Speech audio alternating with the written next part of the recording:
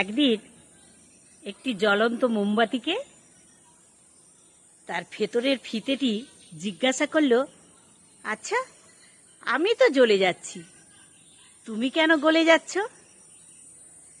তখন মোমবাতি বলল, আমি হৃদয়ের মধ্যে যাকে স্থান দিয়েছি সে যদি জ্বলে যায় তাহলে কষ্ট তো হবেই।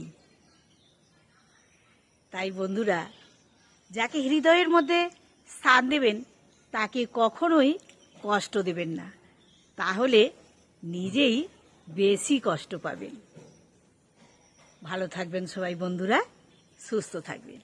আর যদি আমার এই মোটিভেশনাল ভিডিওগুলি ভালো লাগে তাহলে সাবস্ক্রাইব করে সঙ্গে থাকবেন।